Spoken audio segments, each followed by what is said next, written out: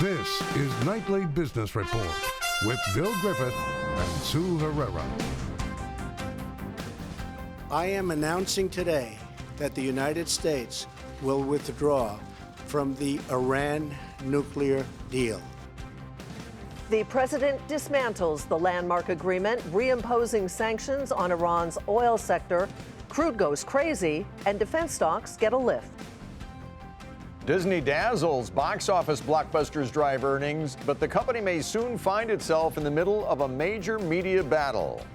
Cracking the code, why your password is the gatekeeper between a hacker and your personal information. Those stories and more tonight on Nightly Business Report for Tuesday, May 8th.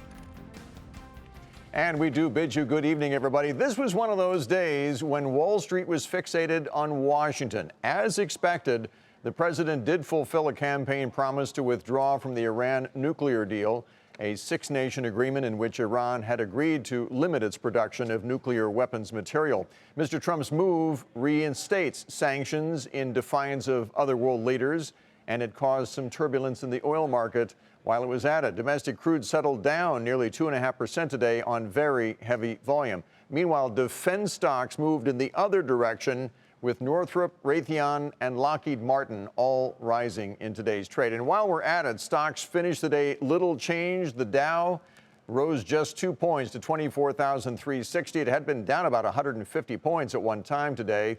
The NASDAQ was up just a point. The S&P was down a fraction.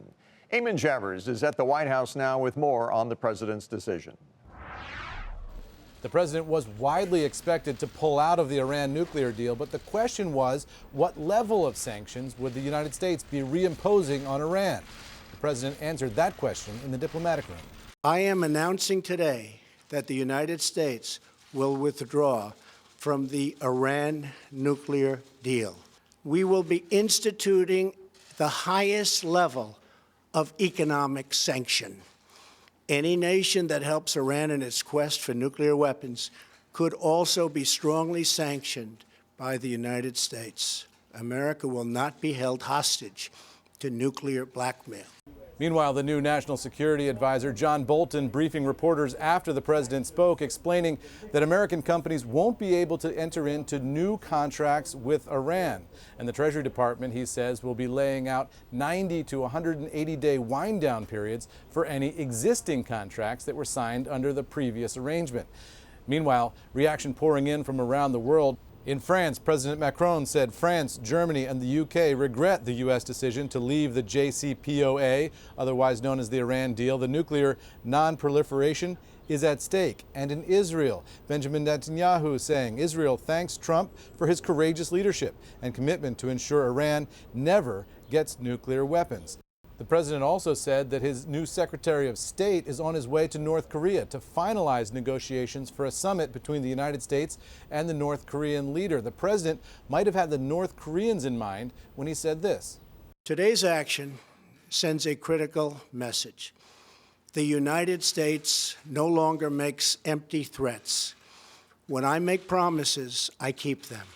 The implication from President Donald Trump is that agreements with previous presidents might be withdrawn, but agreements signed by him are agreements he's prepared to stand by. For Nightly Business Report, I'm Eamon Javers at the White House. The resumption of sanctions against Iran could derail tens of billions of dollars in business deals in that country, and Boeing is one company that has an awful lot at stake. The world's largest aerospace firm has agreements to sell planes to Iranian airlines worth roughly $20 billion based on list prices, although Boeing had already pushed back its delivery plans. The company issued this statement, quote, "Following today's announcement, we will consult with the U.S. government on next steps. As we have throughout this process, we continue to follow the U.S. government's lead," end quote. Shares of Boeing moved lower in trading today. And as Eamon reported, reaction from around the world was swift, especially, as you can imagine, in the Middle East. Hadley Gamble reports for us tonight from Bahrain. Illegal and illegitimate. That's how Iran's regime is describing a decision by U.S. President Donald Trump to reimpose the highest level of economic sanctions. This decision coming just one day following Lebanon's parliamentary elections, which saw Iranian-backed Hezbollah gaining a major victory.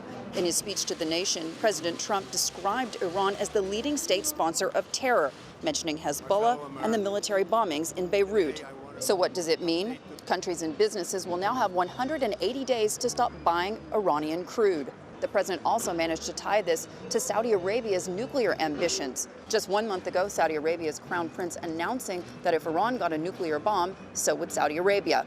And while the president's decision may be in line with the geopolitics for Saudi Arabia, the UAE, and others, there are serious questions over what will happen to the OPEC, non-OPEC agreement reached again last month, and how quickly this could wipe out as much as 2.2 million barrels per day from Iran. For Nightly Business Report in Manama, Bahrain, I'm Hadley Gamble. So what should investors take away from the Iran nuclear decision? Matt Maley is with Miller Tabak, and he joins us now. Good to see you, Matt. Welcome. Great to see you, Sue. So, you know, a lot of people were kind of confused by the initial oil market reaction in today's trading session. Oil, though, is it's a fascinating commodity, certainly. But what do you think the broader implications are, not just for oil and energy companies and the like, but for the economy? Well, it's going to be interesting. Like you said, oil actually came down a little bit, and it's kind of one of those sell the news. I mean, this whole thing about Trump and Iran with the Iran deal had been well telegraphed. We knew this was going to happen, even though there was a little chatter going around the last day or two that it might not. But we knew this was coming. So people who had been buying, finally stepped away, and that let the crude oil fall a little bit. But the thing is, as the thing settles back in, I think you'll see oil ratchet back up a little bit. But this is not a major problem. I mean, this is not the 1970s again, where the supply that comes out of the market is not like what we had with OPEC was shutting down everything back in the 1970s and caused stagflation. Right. There's still good and growing demand, so that should be very positive for the economy overall. But then you have instances in certain sectors like the aerospace companies. Secretary Mnuchin said late today that licenses that were in place for Airbus and Boeing have now been suspended as a result of this withdrawal from the nuclear the nuclear power agreement. So what does this do to sectors like that where companies have been starting to do business with Iran again?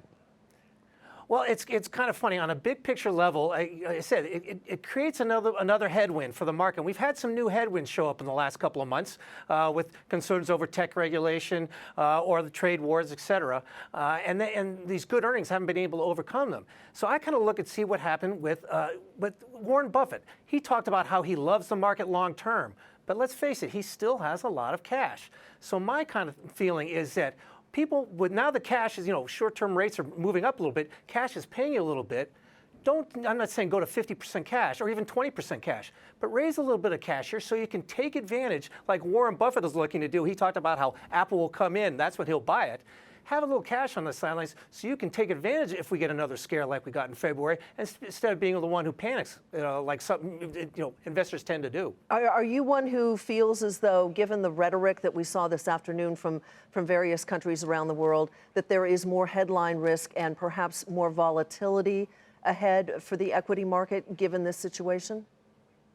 Yeah, I think there will be. And again, the one thing, of course, is that we saw in 2017, there was almost zero volatility. Right. The volatility, even the one we saw in February, really was more normal than it increased, but it was more normal than people kind of felt. So that volatility will create all sorts of opportunities. So, embrace that volatility if and when it comes. On that note, Matt, thank you as always. Good to see you. Matt Maley with Miller Tabak. Thanks for having me. Bill? Dow component Disney reported stronger than expected profit and sales tonight, helped by strength in its movie division, led by that success of box office blockbuster Black Panther. And how Disney earned $1.84 a share, that was 14 cents above estimates.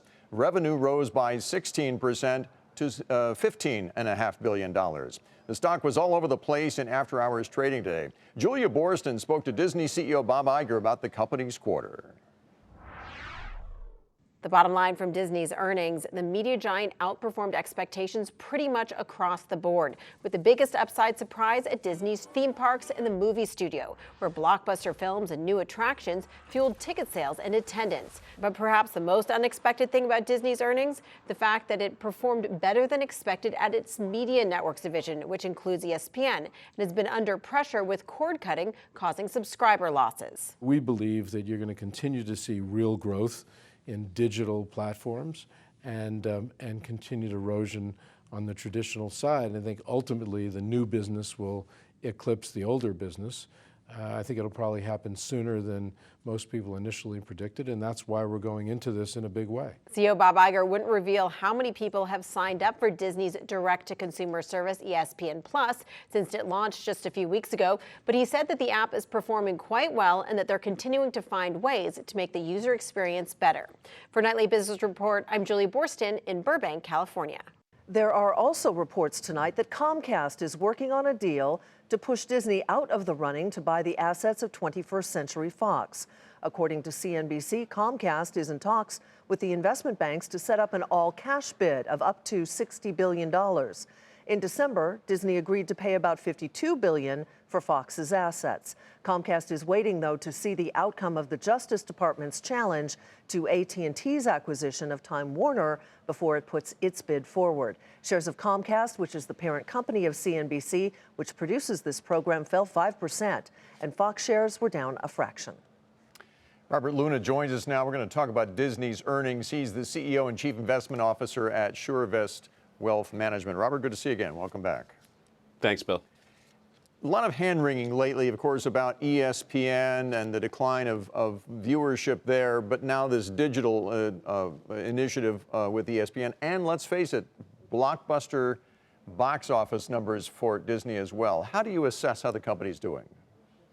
Yeah, I mean, this report today, Bill, I mean, we've been an owner of Disney for several years now, and I've been bullish on the stock. It's struggled, obviously, in the last year or so. But these numbers today, however you slice them, were absolutely blockbuster. They blew away the whisper numbers. And like Julia was saying, even the media networks division was something that exceeded expectations. But when you look at the powerhouse of parks and resorts and you look at studios, studios beat analysts' expectations on gross margins by 40%. These are blockbuster numbers, and the only reason the stock is really just kind of lingering after hours is all this uncertainty that's been brought up with Comcast, and like you said, the fear of whether or not this digital offering is going to take hold. You know, who do you think will ultimately win the Fox assets? I mean, Comcast is going to ante up cash, but Rupert Murdoch has said in the past, or at least indicated in the past, that perhaps a more shareholder-friendly deal would be with stock. So how do you handicap that? Yeah, that's right. Obviously, from a tax holder, a tax advantage perspective, getting the stock is better than the cash. That being said, $8 billion might not be the gap there. So I do think ultimately that Disney is going to be the winner here, but I think there's going to have to be some concessions made. So whether that's on the Sky deal that winds up going to Fox, whether it's them ponying up a little bit more cash to close the deal. But I do think when you look at some of the assets like Hulu, like Marvel, these are things that I don't believe Disney can afford to be without. And as they look to expand their empire globally, assets like Star in India are something they really want to get a hold of. Let me go back to the digital initiative for a minute. I mean, they took back some of the films that were in their library on Netflix, for example. It's clear they want to compete in the streaming vision area with a Netflix type. And is that a potentially huge grower for them or not, do you think? Absolutely. I mean, it has to be. That's the way that media, today, Bill, is being consumed. And I just mentioned Star in India. This is a 1 billion population plus market. And when you look at the Star division, they have 700 million users. When you look at Star streaming in India, they have 60 million users. That compares to 9 million with with Amazon and 6 million with Netflix. So this is an area they see as a big growth initiative. So they're trying to do some of it themselves, but I think they're relying on some of these acquisitions to help fuel that as well. Indeed. Robert, always good to see you again. Thank you. Robert Luna. Thanks, Bill. With SureVest Wealth Management. Still ahead, a drug executive, opioids, and an apology.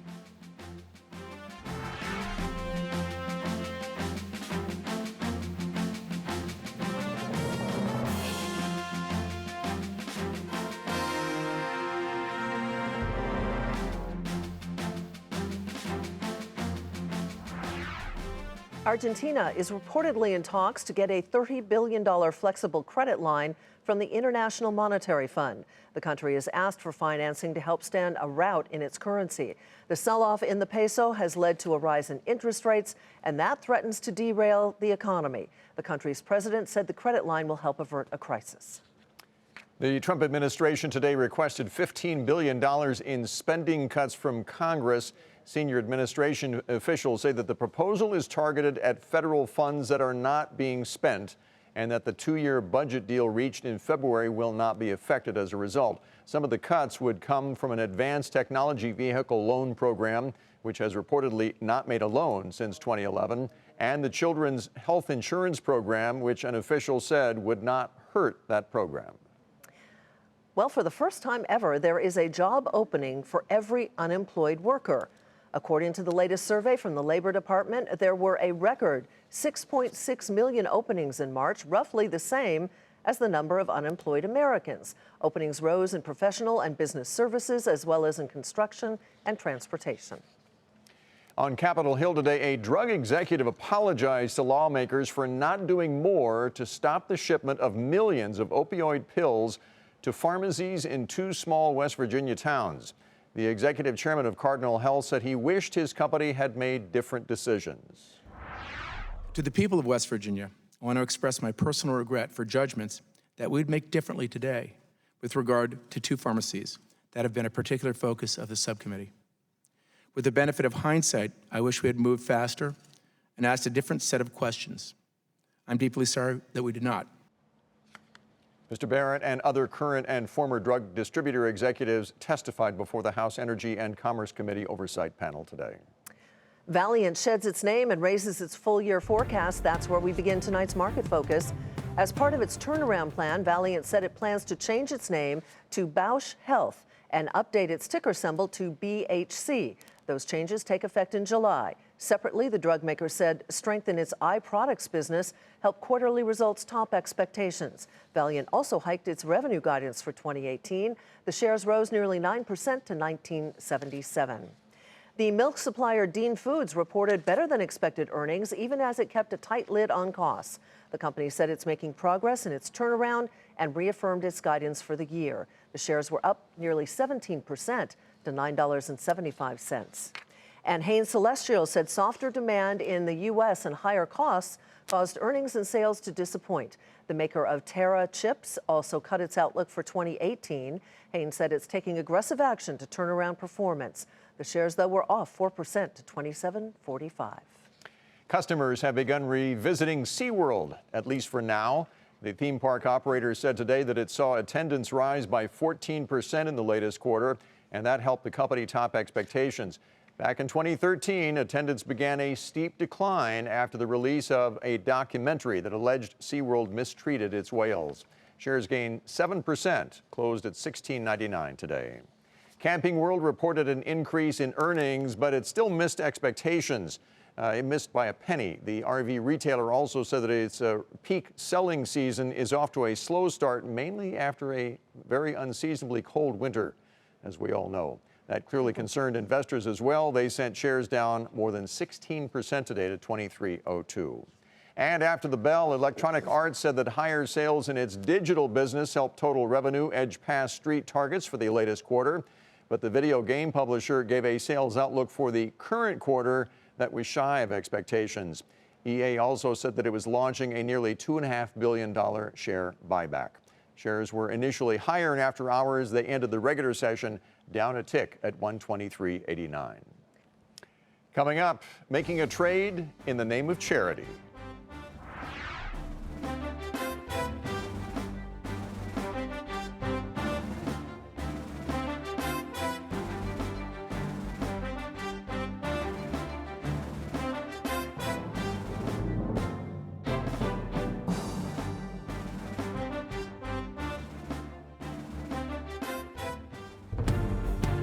Here's a look at what to watch tomorrow. Fresh economic data is on tap. The Producer Price Index is due out, and that is a closely watched measure of inflation. After that, we get a read on wholesale inventories. And Atlanta Fed President Raphael Bostic will speak about his economic outlook and monetary policy. And that's what to watch for on Wednesday. You know, Twitter recently urged all 330 million of its users to change their password after the company said it found and fixed a bug that stored user passwords internally without adequate security. Well, that got us to thinking about passwords and how to keep them safe. So Andrea Day spoke to a professional hacker who spends his days trying to legally break into companies. We knew passwords were a bad idea 20 years ago, yet here we are today. Meet Charles Henderson, IBM Security. Major companies hire his team to try and break in. We get to be the criminals for a day. So how much fun is your job? Oh, I have the best job in the world. They hunt for open doors in the company's network, sometimes slipping past building security to hack from inside. The secret to getting in, he says, carry a box of donuts. The donuts were so distracting because, let's face it, everyone loves donuts. He was actually able to use a conference room at that point to attack the company from the inside. To crack passwords, the team built a special machine called Kraken. The criminals use similar hardware to crack passwords as well. He says Kraken can break any password up to 14 characters long in just minutes. It uses an array of video cards that are very good at this specific type of math and goes through every possible permutation. Despite a bunch of recent attacks, he says most people still resort to basic passwords, like these used by employees at a major media company, and these from people at a manufacturing business. Check out how many times they use a season and other patterns. Parents, what kind of passwords do they use? Often their children's names. Pet owners.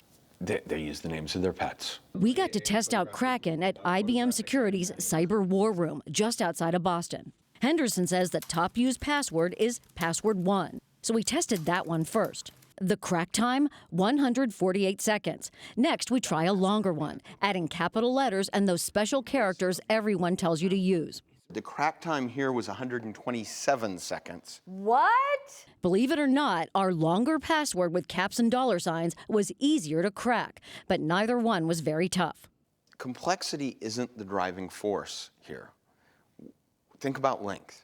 Think about something that is so long that things like Kraken are rendered useless. And there's a reason that we've limited you to 14 characters here, because as you go beyond 14 characters, it becomes more and more difficult for us to crack a password. While he says anything's crackable, long passwords, like complete sentences, take so much longer, criminals might not even bother.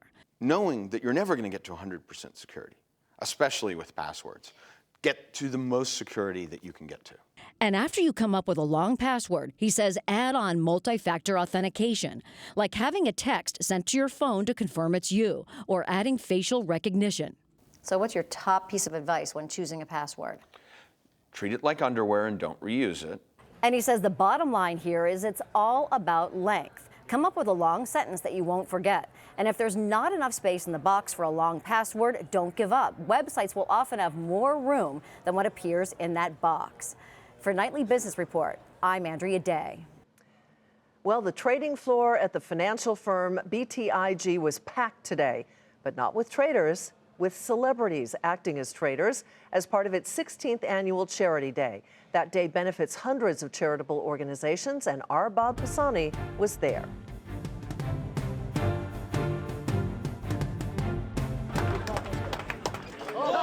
The annual BTIG charity event has become a premier Wall Street event, a mix of serious fundraising and hobnobbing among leaders in the media, entertainment, sports, and business world, including Bill Clinton, Mike Bloomberg, Eli Manning, Bodie Miller, Dennis Leary, and even Ludacris. $45 million, celebrities, charities, and all of our employees banding together for the good of Wall Street. Celebrities come in, they get on the phone, and they raise money for almost 700 charities over the last 15 years. I buy. What do you say? I buy. I buy. While the focus was on giving back, Gary Cohn, President Trump's former top economic advisor, spent some time talking business, the global economy, and trade with China. I don't think anyone wants a trade war. No one wins in a trade war. And I think everyone understands that no one wins in a trade war. It's been 2 months since Cohn left the White House, and there has been no shortage of job offers. There's a company that I'm spending a little bit of time with lawyers on right now. looking at the possibility of a company, see if it makes sense. Can you tell us who this is? No, I can't. Okay. NBA legend Shaquille O'Neal also talked business and had some pointed advice for young people seeking to build wealth. All right, children, young guys coming to a lot of money. This is $100. What you want to do is you want to rip the 100 in half. 50, save it. Don't even touch it. Invest, put it away, don't even look at it. Now you got 50 left. Now the smart people, the real smart people, the billionaires of the world, they'll take half of that 50, put all that away. This right here, have fun. You want to buy houses, you want to buy cars, you want to buy planes, you want to travel. This right here is what you have fun with. This is one of dozens of charity events that take place on trading desks all around the city. One way traders help reduce the image that Wall Street cares about nothing but profits. For Nightly Business Report, I'm Bob Pisani on the BTIG trading floor in New York City. Finally tonight, the art collection of David and Peggy Rockefeller goes up for auction beginning tonight. And as we've been reporting, the entire collection is expected to set records with proceeds going to charity. The bidding has already started for items listed online, and prices so far are way above expectations. For example, Mr. Rockefeller's cufflinks, estimated to fetch between $400 and $600, they're already valued at $6,000. Speaking of Mr. Rockefeller, Sue and I have fond memories of interviewing him over the years, including on this windy afternoon. That was at the top of Rockefeller Center in New York City, November of 2005, the day the Top of the Rock opened when we were back in high school. Yes, exactly. And we look exactly the same, don't we? Exactly the same. But what a gift to have gotten a chance to know him and interview him. He was a true genteel man. Absolutely. That is for sure. Wonderful and very generous. Yep. That does it for us tonight. I'm Sue Herrera. Thanks for joining us. I'm Bill Griffith. Have a great evening. See you tomorrow.